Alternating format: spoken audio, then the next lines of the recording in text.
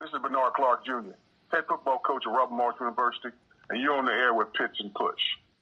What up, Coach? How you been, man? Everything's swell, baby. Enjoying the process, Pitts. How about yourself? I can't complain, man. I'm still here, breathing. I'm upright, so there's no complaint in my body. It's been a minute. I had a few things I had to take care of. It's been a minute, but we're back together. And the next one's going to come quick because the first Wednesday next month. Man, so let's jump into some things that you've been doing, since well, before we do that, let's talk about, we talked about the wrap up of the spring game and everything, right? And so since then, what have you been? You just been relaxing, waiting for the season to come along. What's been going on through the eye of the tiger? After we wrapped the spring up, I was able to visit. Had to go visit a couple of recruits down in Florida, but I was also able to swing by the University of Miami. Where my heart is near and dear to, the University of Miami. I had to go down. They had a reunion for the alumni. So playing the spring weekend, I watched a little bit of practice of those guys and watched the alumni. Hung out with some of my friends I haven't seen in a long time. I ran to my man Benny Blaze. Okay. I haven't seen Benny in probably about 7-8 years, something like that. So it was good to see him and a bunch of other guys that I hadn't seen in a long time. And also my wife and I took a cruise. I took a little mini vacation. My wife and I went out on the Tom Jones, a fantastic voyage, hanging out with Shaka Khan and Scarface, my man Kid Play, and a couple of other people that was on the boat, Shantae Moore and Earth, Wind, and Fire. Had a good time. I met some great people, man. I also met some other couples on there. So we've been enjoying ourselves more than anything else. But I had to get back to it, back into recruiting mode right now. It's May time. It's usually spring recruiting going on. So we've had a few guys swing by the place and some guys talking to us about coming to join us here at Robert Morris University to play some football. See, a lot of those artists you named, half our viewers and listeners won't even know who they are. They weren't even born yet then. This is true. My players have no idea. It's so funny, when it said my mind is playing tricks on me, and the beat from my mind is playing tricks on me. It's a beat to another song right now by some young rapper. I don't know who the young rapper is, but when I'm listening to it, I start singing my mind is playing tricks on me. My players look at me like, Coach, what are you singing? What is that? I said, bro, this is long before you. And before that, obviously, it was Isaac Hayes. So you know how it goes. Yeah. That's funny. I would love to be in the locker room to hear you take over the playlist and just to hear how that playlist would matriculate. They don't like when I take on the play. When I take on the playlist, it's 80s hip hop or it's gospel, one or the other. Yeah. Or every now and then I play some 80s music and play some stuff they never heard of. Like I'll play Bruce Hornsby. You're like, Coach, this is Tupac. I say, yeah, I know it is, but it was Bruce Hornsby before it was Tupac. So you got to understand what's going on with this whole music thing. It's crazy you said it. One of my players was singing a song. I cannot remember the name of the song. He's like, Coach, I know a little R&B. I said, you do realize the original single there. He said, Coach, who's the original of this? And I think it was, what's my man, Bruno Mars. And this song, what's this song? Is the most popular song right now? Love Train. Where You Go on Love Train. Okay. And I'm like, bro, you realize that's a remake. It's like, oh, Coach, you tripping. I'm just letting you know. Go back and listen. Then go back and listen to Confunction and realize it is a remake. So when we talk about remake, we talk about originals, man. You said that you got some guys coming in. You back on the football trail. You got some recruits coming in. How's that been playing out? And I know how's that been playing out for you? It's playing out well. We're getting some pieces that we need. We had a couple guys go in the portal.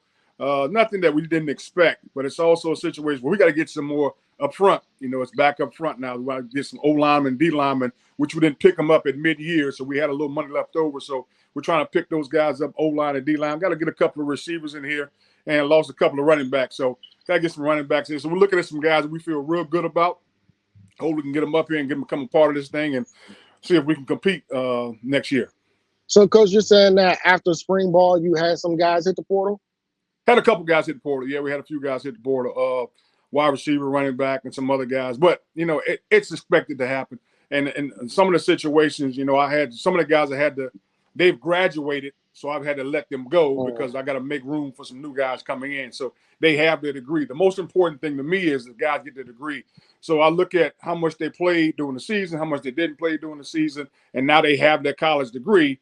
And even though they have one more year left for eligibility, hey, man, got to go a different direction. Congratulations. I'm glad you're a college graduate. We got to make some moves, got to make some changes and make some things happen.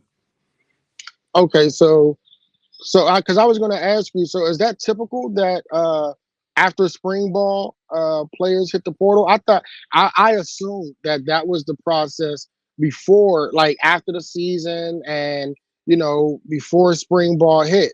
No, there's actually a window for the portal after spring ball's over. So yeah, there's another group of guys that hit the portal. And still there are guys from mid-year that were still in the portal. So yeah, it's still packed, man. We're still portal hunting, still trying to make some things happen. And the reason a lot of So guys hit the portal because again they graduate. So now you got a bunch of graduates who are grads who got 1 year left of eligibility because they've got redshirted, but they've graduated in 4 years. Or you have some yeah, guys who graduated in 3 years, and so they've hit the portal to see if they can make some changes even after spring ball is over because spring ball didn't go the way they wanted it to do, didn't want it to go the way they wanted it to go, and it's a situation where they're trying to make up and maybe get picked up by a school. that's odd. I honestly, I was oblivious to that. Right, I thought there was a period.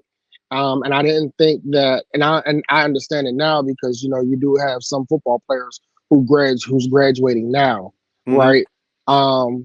But wow, because as you said, there's already a lot of players still, or there's still players in the portal right now as you speak.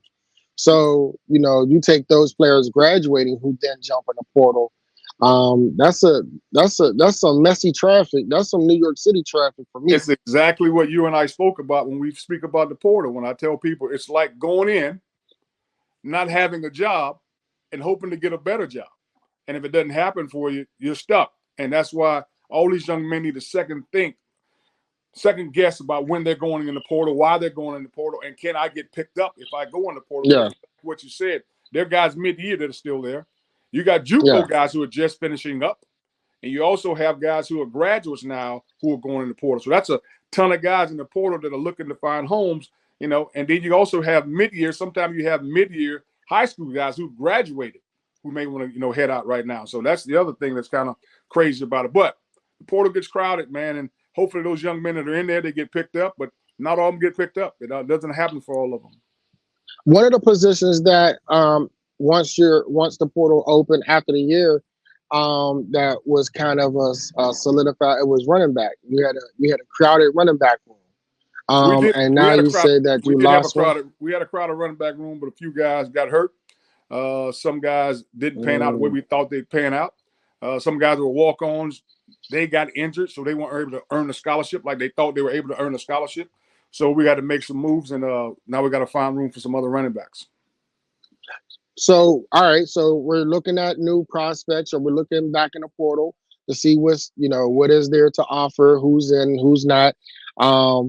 So how does that process? Are you a part of that process from beginning to end, or do you rely on your coaches, such as Coach Ty?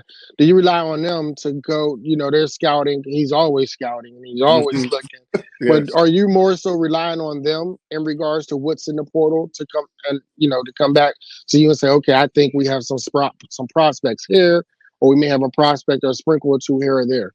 It's kind of both. I mean, I'll find some guys, but mostly they're looking for guys just like high school recruiting. They're going into the transfer portal because there's an area where you can go to the transfer portal and you're getting tons of tweets. I mean, that's the other thing. You go on X, there's a ton of guys sending out highlights on Instagram. There's a ton of guys sending out there because, like I said, guys haven't gotten picked up. There are guys that have been in the portal since January and no one's picked them up yet. So they're retweeting stuff, getting stuff picked up. You got a bunch of FCS guys who thought they'd get picked up FBS, and it's not happening. You got a bunch of D2 guys who hope they get picked up FCS, and it's not happening. FCS guys trying to stay FCS, and they got to go lower. So there's a lot of things going on, but I rely on the coaches, obviously, but it's a process of all of us sit down and watch it. What we do is the coach that's in the area recruiting the young man, he watches him first. If he thinks he's a quality player, he'll show the position coach. Now, position coach may not like him, or he may like him, and the position coach likes him, then it'll come to me. Or to go to the coordinator, and then it'll come to me. So we want to make sure everybody's getting a look at this guy. Now, if it gets to the point where the recruiting area coach likes him, but the position coach doesn't like him, the position coach may say, you know what, I'm going to send it to the coordinator, see what the coordinator says. And the coordinator will be like, no, we don't like him. Then it's never going to make it to me. But if the recruiting coach likes him, the coordinator likes him, then it'll get to me. Then I'm going to find I'm the final voice of saying, hey, I think this guy can play for us. Let's go ahead and check him out and see what's going on. Let's get more film. Let's get more information about him. Because even once you like a guy on film, you also realize, especially if it's a young man that's been in the portal since January and he's a good player, you got to find out, okay, what's going on. Is he a cancer to the program? Was he a bad seed? There's a young man. I can't say the school won't, but I'm watching this young man on film the other day. Phenomenal player, unbelievable player. And I happen to know the head coach where he's playing at. So I text the head coach. I'm like, "What's going on?" And the head coach calls me back. He's like, "Coach, I don't know. I thought he'd get picked up a long time ago." I said, "Would you let him come back?" He said, "Normally I don't, but I'm contemplating letting him come back because that's how good he was." But a young man, he's in an FCS school. He was hoping an FBS school would pick him up, and it hasn't happened. I'm talking about a defensive end, long, gets off the ball well. He's kind of thin. He's probably about 235, 240, but he gets off the ball well, good get off, good stance, and everything else that's there. But he didn't get picked up. And so he's been in the daggum transfer portal for the last 2 months. And so no one's picked him up. So, like I said, those things happen. But what FCS guys got to remember and what Division II guys got to remember, what these parents have to remember is when you go in that portal, like if our guys go in that portal, you're not just competing against portal guys in the NEC. You're competing against guys in the ACC, in the SEC, in the Big 12. You're competing against everybody that's in that portal, and it may not work out for you. So it ain't the best thing to do sometimes going that portal. Sometimes it's best to work where you are and get the job done and compete and carry on from there. We talked about that briefly, right? We talked about the pros and the cons when it comes to the portal. Absolutely. And we talked about, and it's something, again, I was oblivious to, was the fact that players actually are sitting in the portal, like they're stuck there. And then now they're either still in the portal or now they have to come out of their own pockets now and try to, find a landing destination spot. That has to be a very uneasy and unnerving position to place yourself in. It's a gamble on yourself. But as you said, for a player such as good as the one that you gave an example of, for him to go in the portal and still be there, and the head coach thinking that he may be gone and is open to him maybe, joining back. As you said before, if you leave and you go to the portal, it's basically saying, I feel that there's better than what I have now. So, your position is a no-go. Does that still stand in regards to players that leave? 100%. And it doesn't matter to me if they're a scholarship player or a walk-on, because I feel like once a young man goes in the portal, exactly what you said, his mindset is, I'm trying to find something better. I'm trying to find a better situation. I don't like this situation. And in some cases, that's not it. We've had guys that have gone into the portal that are walk-ons that just can't afford to be here. And unfortunately, I got to tell them the same thing, because I got burned once.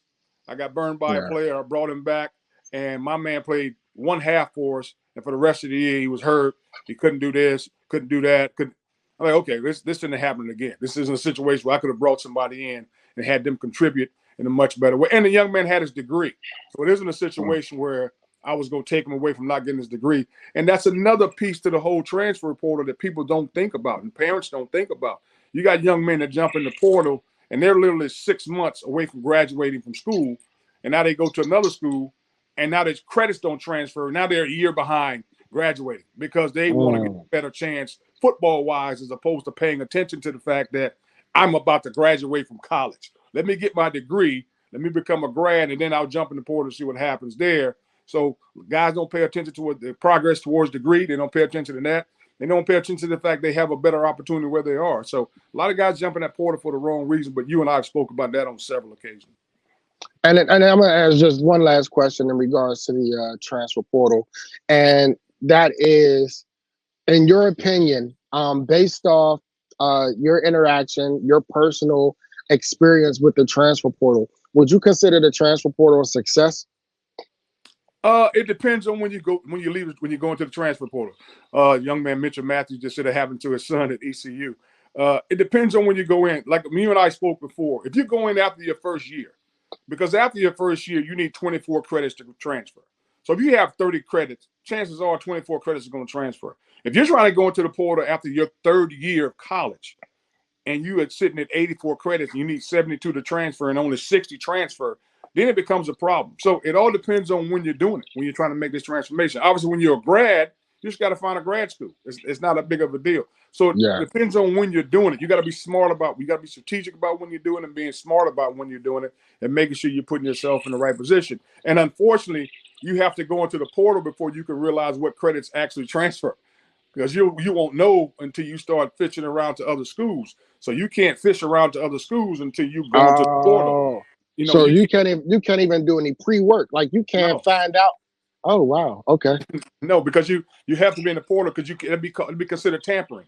Like another school can't Oh okay. tamper with you and try to find out if you're eligible if you haven't gone into the portal. You're not a transfer, Yeah. so you can't find out. Now, your parents might be able to find out by getting an unofficial transcript and checking out a school and seeing if that can work that way. But that's a situation that happens sometimes. So coach, we're back in. You're back to your old stomping grounds. It's your first season back in. And is when y'all left, y'all were really, y'all was on top of the throne. Like now you got to come back and reinvent yourself. Like you gotta come back and like, listen, we left. It's the same results. How are your thoughts and feelings going back into the NEC? Well, when we left before, like you said, we lost the conference championship by half. Went in 14-14 with Central Connecticut and came out the second half and they didn't play very well. My whole feeling about going back in it, everybody's privy to the transfer portal now. So it ain't going to be easier. It's going to be tougher. It's going to be tougher in our conference. And the other thing that's going to be tougher is our expectations of coaches, our expectations as a team, they've gone up.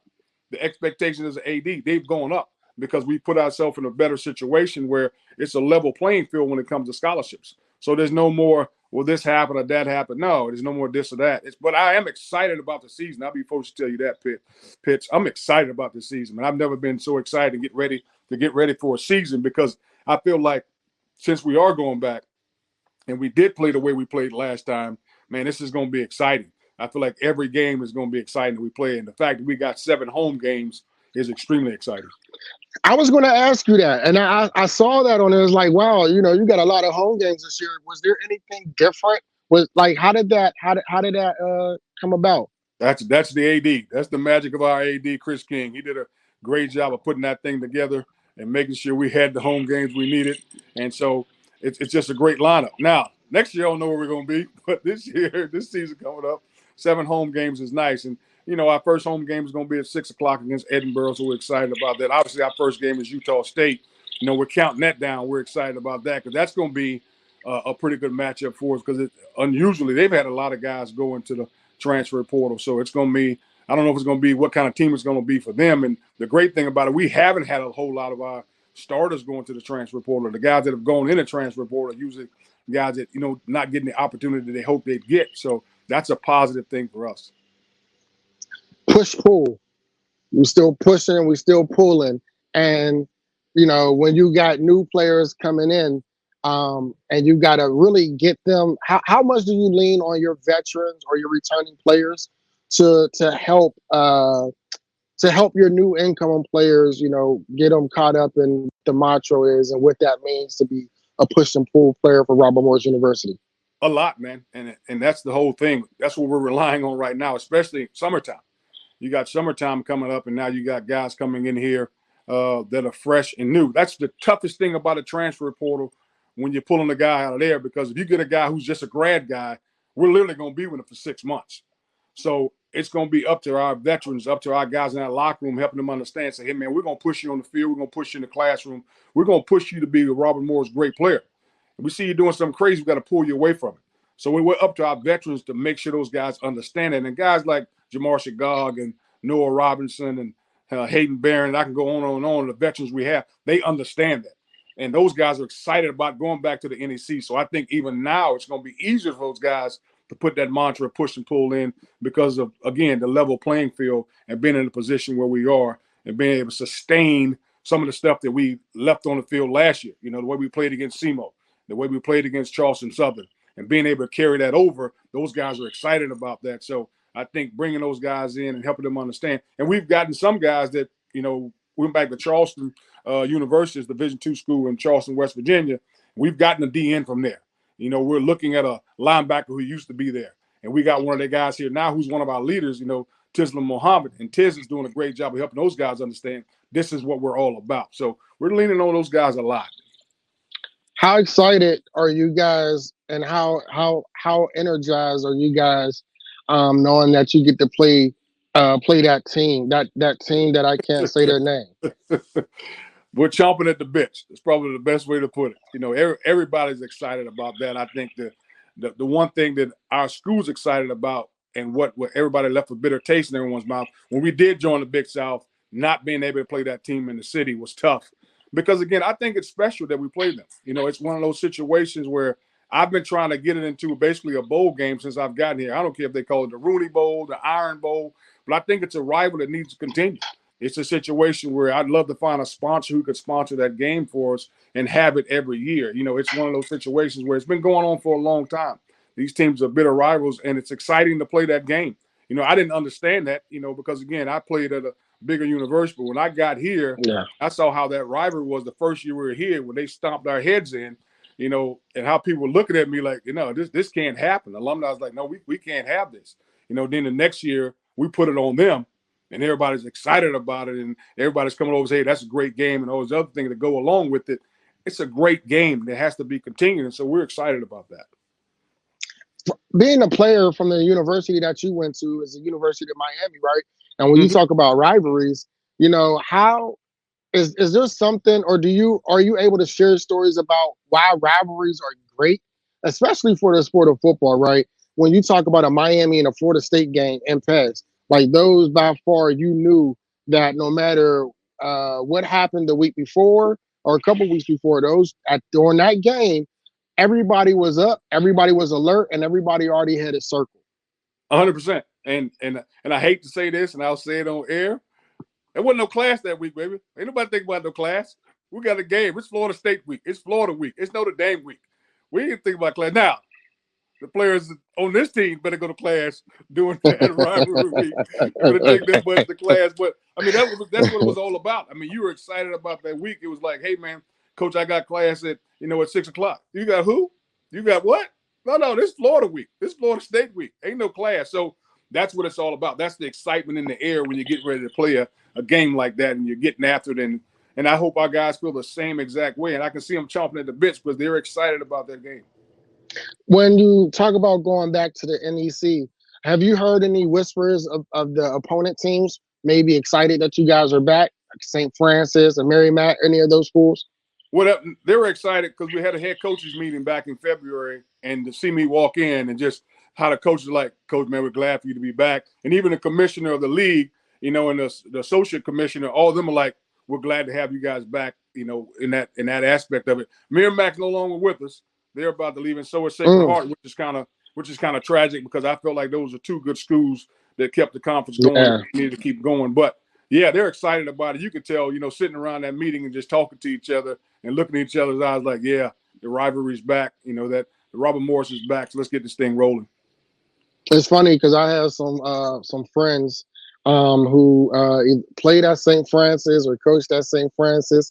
So, we had some playful banter going back and forth. I'm like, show up. They had the wanting, show up. I'll meet you there. Show up. Yeah. They're coming back this year. We go to the team in the city this year, but St. Francis comes back to us and pretty much everybody else. We go to Wagner, so we go some places that we're excited about going, but we also got some guys coming to us that we're excited about. I'm just saying I had to big y'all up, even though, my ties, my connection with the school is you, so I'm out here like, man, say less. Meet me there, November. There you go. Say less. You'll be there on the sideline with your camera. Let's go, baby. October 26th. I told him I want to interview y'all after that loss just to get get your thoughts as an alumni. There you go. On spot. It up, baby. On spot. Talk it up, Pitts. Talk it up. So look forward to seeing the makeup of this team, right? Don't look at what was last year, but just I'm interested to see the makeup of this team, right? We talked about last year. We talked about the injuries that you guys sustained, beginning of the year, middle of the year, end of the year, and then also at those pivotal positions. When you talk about your quarterback position last year, that was a position that was in flux because, your starter go down, the starter went down, then the backup, then the backup, then the backup. Then at one point there was a game, I think your tight end was like your backup. So, I'm looking forward to seeing how you guys come out at the beginning of the year, especially rejoining the conference, and putting that imprint on the NEC and saying, Robert Morris is back. Yeah, excited about that. Exactly what you said. There was even cases where we lost starting centers, starting tackles. We lost linebackers. We lost. There was one game, man. I won't forget. We're playing against Bryant University. We lost both our starting safeties. Yeah. We had to go with 2 redshirt freshmen playing in that game. So there were points in the game where we had to make up for those things. So we're looking forward to that. It's a situation where we're getting the backups we need in here. We're getting the replacements we need in here. All 3 folds going to be there, backups and starters. But even to that point, even though you lost those players, there was a game y'all going to. It's expected you go and dominate. So like what Thomas says, next man up. And in those situations, even though they were freshmen, they gave you a consistency from them of which they were able to give. That still was, it propelled you to some W's along the way, despite the fact that you was heavily shorthanded going into last year. I mean, I remember there was a game where you lost linemen, then you was happy to get linemen back, then you lost the linemen in that game. So, last year, again, it's still a jump because the year before that, we didn't have any wins, right? Yeah. So, but they didn't have any wins, but they still fought every single game. Well, that's right? the thing we want. That's the thing that's important. We want to make sure we compete no matter what. When we touch that field, we're going to compete for 60-plus minutes. And I say 60-plus because you never know if it's going to go into overtime. So we got 60-plus minutes we got to compete in. And that's what those guys are doing. Like I said, when it comes to basically threefold, not twofold, threefold, we're talking about offense, defense, and special teams. We got to make sure everything is on point and everybody's excited and everybody's chomping at the bits to get this thing going. I'm chomping at the bits, Coach, because I'm just ready for football. I'm ready for the smell of the grass. I'm ready for the excitement in the air. More importantly, I'm ready for us to get back to our weekly shows. No doubt. And I'm ready for Let's Go Bobby Moe. Well, again, man, I appreciate you, Coach. I appreciate you for always taking that time, sitting down with me, man. Again, you can see us again first Wednesday of next month. But then after that, once the season is in full effect, you just catch Coach and I 2 or 3 times a week through the eye of the tiger. That is Coach Bernard Clark Jr. Listen, you can go ahead and jump it off now. We ain't even got to wait. You can kick it off now if you like to. Let's make it happen. Let's go, Bobby Moe. Much love, Pitts. I'm your boy Pitts from Pitts and Push Sports Talk Radio, Pitt Sports Zone, Bowie TV, coming to you live. Listen, it's only the beginning. You ain't tapped in yet.